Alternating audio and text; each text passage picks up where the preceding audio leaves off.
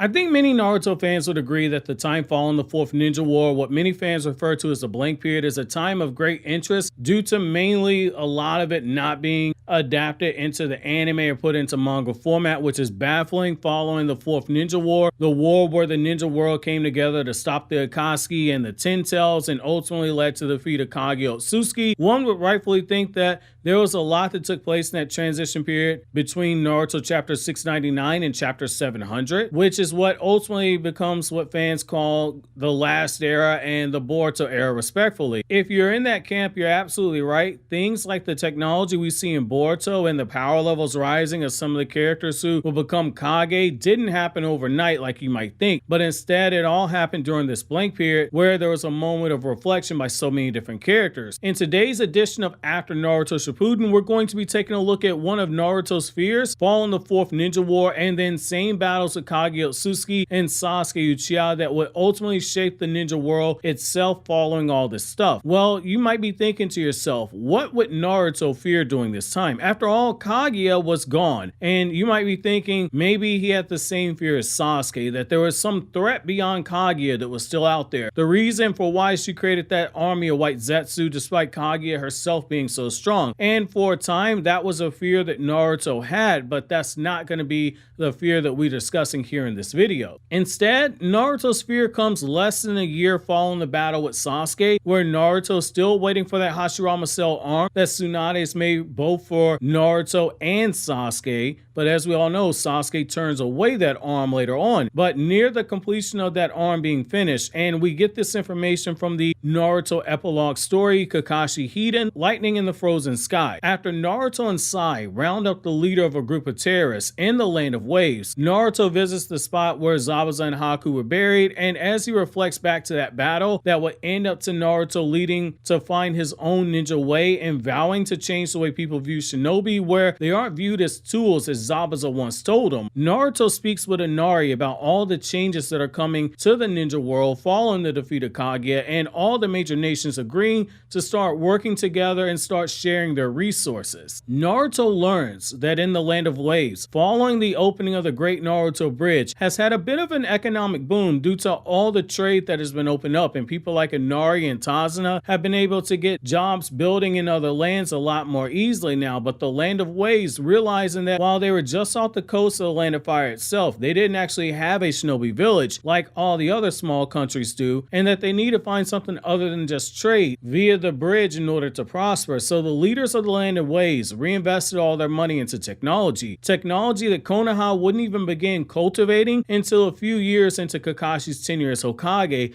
And when Naruto sees the changes at the Land of Waves and all the technology that is coming, for a moment it puts some worry inside of Naruto as he sees both the benefits to the progress that it's making, but Naruto also at the age of 17 saw potential danger in the technology that would eventually begin making its way from the Land of Waves all the way out to the other ninja villages, which is a reminder they already had technology, advanced technology at that, but the Land of Waves was taking things up a notch. One such invention that worried Naruto was the airship, the Tobi Sachimaru, which was using new technology to have an airship fly. The reason for its invention was to increase trade by cutting down on the time needed to transport goods and services, and most importantly, the Land of Waves, their leadership hoped that this aircraft would be enough to make them the trading hub for the entire ninja world and even stretch its reach into other continents on the planet. This is really important to keep in mind because the Land of Waves was far enough ahead, less than a year after the Fourth Ninja War, that even the Land of Water, so the Hidden Mist village basically, in the Boruto era, was only just now catching up to them with the celebration of the aircraft that we saw in the Funato Clan arc in Boruto episode 233. It took the Land of Water 16 years to do what the Land of Waves, this tiny backwater trading country, was able to do, because unlike the Land of Water, which had to give its money to the military budget to fund the Hidden Mist village, the Land of Waves reinvested everything into the technology that Naruto was looking at during this time. When Naruto hears how the ship works, his thoughts are that there are dangers to people flying, in particular regular people. He notes how there are already shinobi who can fly, but there aren't too many shinobi who have that ability. He doesn't quite understand how an airship can hold 60 people in inside of it and fly in a safe way if it isn't using chakra, like the shinobi who can fly can do so. When Naruto's told that the ship has a giant balloon filled with gas that is lighter than air and is told by Inari how 6 propellers are going to move the ship forward through the air itself, Naruto, being Naruto, thinks of this in the most Naruto fashion ever, which means he thinks of it in a completely boneheaded,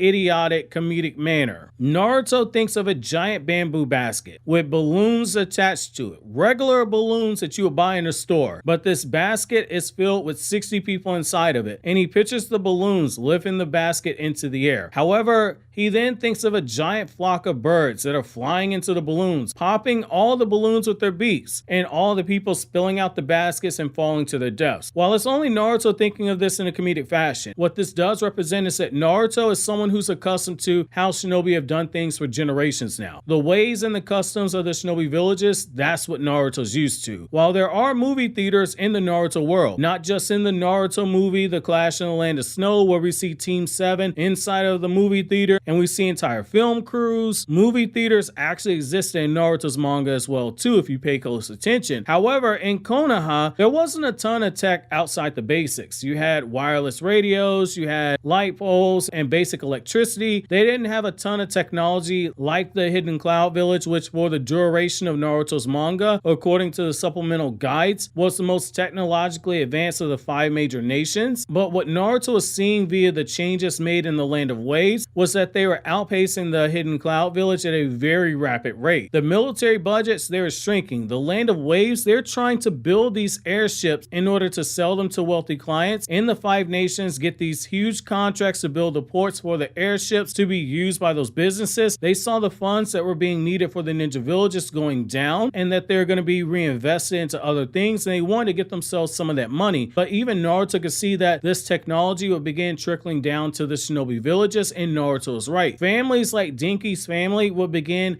making their fortune during the tech boom in Konoha that happened under Kakashi's tenure as Hokage and has continued under Naruto's watch as Hokage. Now, I love the small moments like this where Naruto struggles to grasp technology before him and even has a moment where he openly wonders if the newfound economic wealth that some of these countries like the Land of Waves might be getting will cause a bit of jealousy and war in the future. These moments show that while Naruto was still very much an idiot, he was an idiot who was seeing more of what was in store for the ninja world moving forward, as it moved away from being ninja focused and briefly wonder if the next battleground might not be ninja-esque, but rather it will be as Inari feared. It would be fear and jealousy based because some lands and people having money and resources that other people didn't would create unfair advantages, which if you've watched Boruto's Funato clan arc, you see exactly how true some of Naruto's worries were, because the Funato clan, they're pirates, but there were people in the Land of Water that were siding with them because the Land of Water's tech and all that expansion was interfering with their way of life for those who made their living off of the sea. And even those who didn't openly support the Land of Water, those like that old man that took Anikata, they also didn't agree with the methods of the Funato clan, despite not being a fan of having their way of life impacted because the country wanted to make more money. But they also didn't agree with the Funato killing people that got in their way. However, that's where we're going to bring this installment of After Naruto Shippuden to a close. If you enjoyed this video, make sure to subscribe and check out the other videos in the After Naruto Shippuden playlist you see on the screen right now.